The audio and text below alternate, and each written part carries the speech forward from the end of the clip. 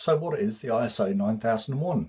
The ISO 9001 contains all the requirements which an organisation must address within the quality management system if they wish to be certified against the standard. A majority of these requirements would be identified by many people as common sense topics, which they would want if they want to run a successful business. These include the sales, design, purchasing, training, collaboration and testing equipment, as well as the control of records. The ISO 9001 is written by a committee and is designed for use in any type of organisation. This means that there are compromises in the wording standard and some interpretation is often needed. But there are 8 sections of the ISO 9001. The 8 sections of the ISO 9001 are scope, reference, terms and definitions, quality management system, management responsibility, resource management, product realisation, measurements, analysis and improvement. The ISO 9001 Keys to Success. In sections 4, 5, 6, 7 and 8, which contain requirements themselves, and organisations wishing to be certified against the 9001 will need to demonstrate they have addressed all of these requirements. There are over 250 individual requirements in the ISO 9001, and these can be condensed into 5 key statements. 1. Determine the needs and expectations of the customer. 2. Establish policies, objectives and work environment necessary to motivate people to satisfy these needs. 3. Design, resource and manage a system, interrelated processes to implement the policy and attain the objective. 4. Measure and analyse the effectiveness of each process in fulfilling its objectives. 5. Pursue the continual improvement of the system from an objective evaluation of its performance. The ISO 9001-2008 approval.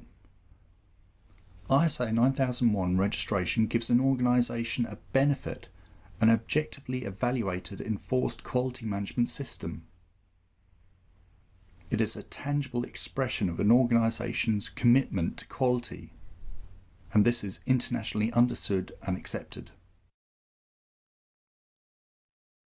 The ISO 9001 registration is carried out by certified bodies, registrars, accredited organisations that review a company's quality manual and working practices to ensure they meet the standard. It's important when an organisation is certified to ISO 9001, it is clear which aspects of the organisation are covered by the certificate. This is addressed through the scope of registration and must clearly identify what is included and what is not, so as not to mislead.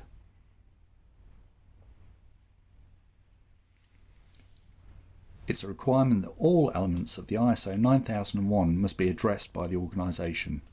However, there are specific circumstances under which certain requirements of the standard can be excluded, yet compliance with the ISO 9001 can still be claimed. Any excluded requirement does not affect the ability for an organisation to meet a customer and the regulation requirements.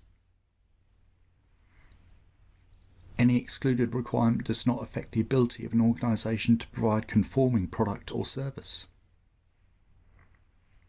Any excluded requirement must come from Section 7, the product realisation of the ISO 9001. An example might be a customer property. Clearly, if a company never deals with such a property, then this requirement would not be applicable.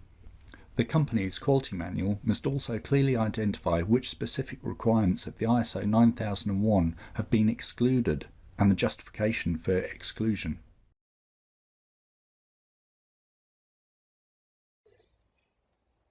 So now we've covered what the ISO 9001 is, but what we also need to do is know what it isn't. The ISO 9001 is not a product standard. It contains no product requirements. It's a series of generic requirements for quality management systems. Approval to the ISO 9001 does not guarantee product or service quality. Customer-focused leadership, not standards, produce satisfied customers. Approval to the ISO 9001 demonstrates a company meets the minimum requirements for quality management.